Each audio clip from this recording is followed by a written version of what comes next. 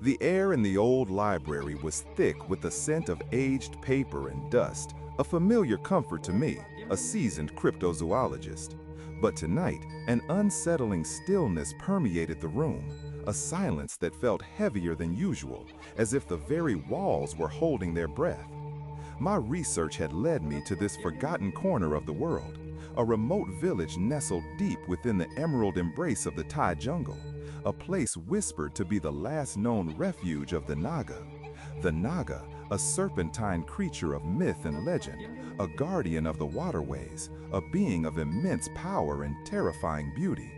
My quest, a lifelong obsession, was to find irrefutable proof of its existence, to pull it from the realm of folklore and into the harsh light of scientific discovery. I clutched a worn leather-bound journal, its pages filled with faded ink and cryptic symbols, a relic passed down through generations of explorers who had dared to venture into these shadowed lands. The journal spoke of ancient rituals, of offerings made to appease the serpent god, and of warnings, dire and absolute, about disturbing its slumber. My local guide, a stoic man named Some Chai, whose ancestors had lived in these parts for centuries, was understandably wary. His eyes, usually bright and alert, held a shadow of apprehension as he recounted tales told by his grandmother. Tales of shimmering scales in the moonlight, of a deep, resonant hiss that could curdle the blood, and of villagers who had vanished without a trace after venturing too close to the sacred lake, the supposed lair of the Naga. He spoke of the Naga not as a mere beast, but as a powerful entity, a protector of the jungle's sacreds, capable of both immense benevolence and swift, unforgiving wrath. We had arrived a week ago, setting up camp near the edge of the dense jungle, the oppressive humidity a constant companion. The village itself was a cluster of simple wooden houses, its inhabitants living a life intertwined with the rhythms of nature, their traditions steeped in the reverence for the ancient spirits that dwelled in the surrounding wilderness. They spoke of the Naga in hushed tones, their fear palpable, their respect bordering on adoration. The initial days were filled with fruitless searches. We explored the murky depths of the river that snaked through the jungle, its waters opaque and foreboding. We trekked through dense foliage, the air alive with the cacophony of unseen creatures, the rustling leaves and snapping twigs, a constant reminder of our intrusion. The villagers offered us cryptic advice, pointing towards specific ancient trees and moss-covered stones, places they believed held a connection to the Naga's domain. One elderly woman, her face a roadmap of wrinkles, gifted me a small, intricately carved wooden charm, whispering that it would ward off evil spirits and guide me through the treacherous path. I accepted it with gratitude, though my scientific mind struggled to reconcile such superstitions with the empirical evidence I sought. One evening, as the sun bled hues of orange and purple across the horizon, casting long, dancing shadows, Some Chai pointed towards a faint trail leading away from our camp. "The sacred lake," he murmured, his voice barely a whisper. "The villagers say few return from there." A shiver ran down my spine, a mixture of excitement and primal fear. This was it, the culmination of my research, the threshold of a legend. We packed our minimal gear, the sounds of the jungle intensifying as twilight descended, transforming the familiar into the alien. The journey to the lake was arduous. The trail, barely discernible, wound its way through thick undergrowth, the air growing colder, heavier. The usual symphony of the jungle seemed to fade, replaced by an eerie silence, punctuated only by the crunch of our footsteps and the distant, unsettling call of an unknown bird. The vegetation grew more ancient, gnarled trees draped with thick vines, their branches like skeletal arms reaching out to answering. As we pressed on, I noticed peculiar markings on some of the trees, symbols that eerily resembled those in my journal. They were not natural formations, they were deliberate, ancient, and undeniably connected to the Naga. Finally, after what felt like an eternity, we emerged from the dense canopy into a clearing. Before us lay a sight that stole my breath. The sacred lake, Its surface, as still and dark as polished obsidian, reflected the emerging stars like a shattered mirror. The air here was different, charged with an unseen energy, a palpable aura of immense power. The silence was profound, a silence that screamed of ancient secrets. Strange bioluminescent fungi clung to the rocks surrounding the lake, casting an ethereal glow that danced on the water's surface. The water itself seemed unnaturally clear, yet impossibly deep, its depths holding an unfathomable mystery.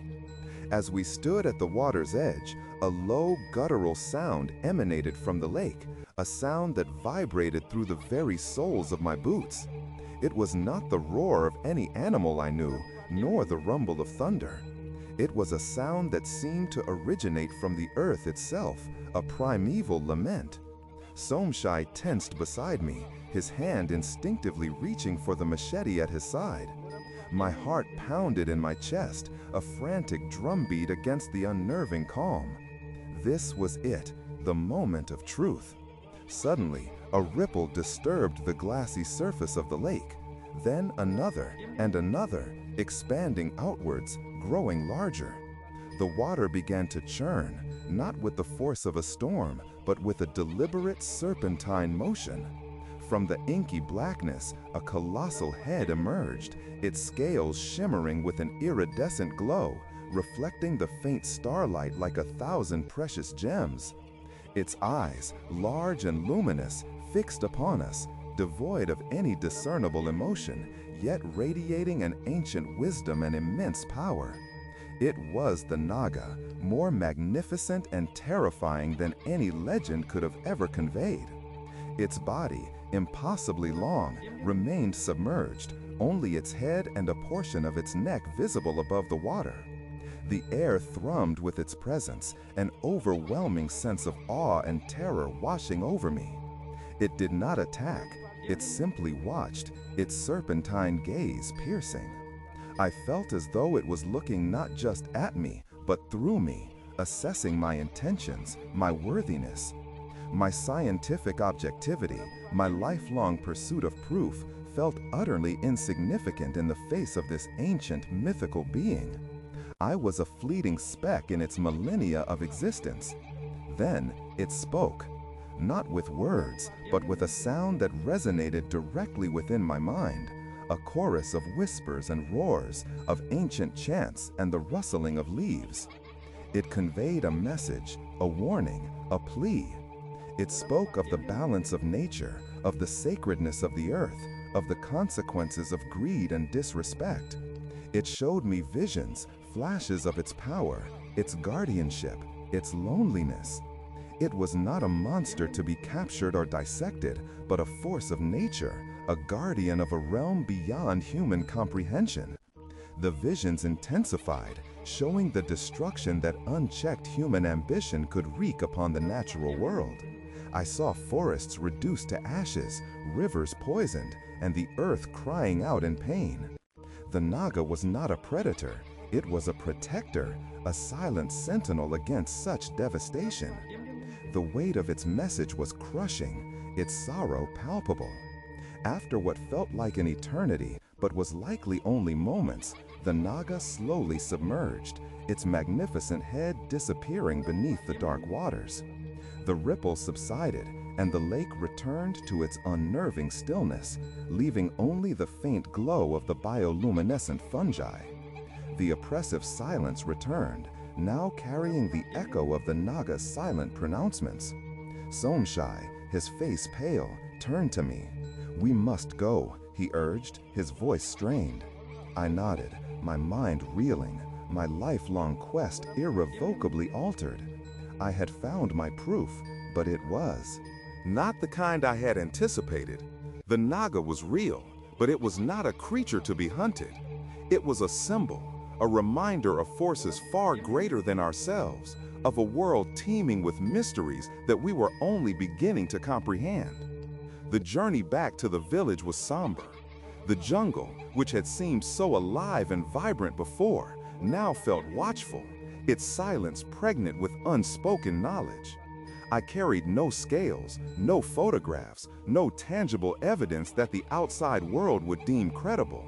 My only proof was etched into my soul, a profound understanding of the interconnectedness of all things and the immense power that lay hidden within the natural world. Back in my temporary dwelling, the old library seemed different. The books, once repositories of knowledge, now felt like incomplete whispers of a much larger truth. I opened my journal, the cryptic symbols no longer just an academic curiosity, but a reminder of the ancient wisdom that had been passed down through generations. I knew then that my pursuit of the Naga was not over, but it had transformed. It was no longer a hunt, but a journey of understanding, of respect, and of preserving the delicate balance that the Naga so fiercely guarded. The night was long and silent, the only sounds the distant chirping of crickets and the gentle rustling of leaves outside my window. But the silence was no longer unsettling. It was filled with the lingering echoes of the Naga's presence, a constant reminder of the mysteries that lay hidden just beyond the veil of our everyday existence. I understood now that some legends are not meant to be proven, but to be revered. And the Naga, the ancient guardian of the sacred lake, was a legend that deserved not just belief, but profound respect. The jungle held its breath, waiting, and I, a changed man, was now one of its silent keepers, forever marked by the encounter with the mythical serpent of the Thai wilderness. The pursuit had ended, but the journey of reverence had just begun, a lifelong commitment to understanding the profound, untamed power that resides in the hidden corners of our world, a power that demands not our conquest, but our awe and our humility. The Naga remained, a guardian unseen, its legend a cautionary tale and a testament to the enduring magic of the unknown. The night was long and silent, the only sounds the distant chirping of crickets and the gentle rustling of leaves outside my window. But the silence was no longer unsettling. It was filled with the lingering echoes of the Naga's presence, a constant reminder of the mysteries that lay hidden just beyond the veil of our everyday existence. I understood now that some legends are not meant to be proven, but to be revered. And the Naga, the ancient guardian of the sacred lake, was a legend that deserved not just belief, but profound respect. The jungle held its breath, waiting, and I, a changed man, was now one of its silent keepers, forever marked by the encounter with the mythical serpent of the Thai wilderness. The pursuit had ended, but the journey of reverence had just begun, a lifelong commitment to understanding the profound, untamed power that resides in the hidden corners of our world, a power that demands not our conquest, but our awe and our humility.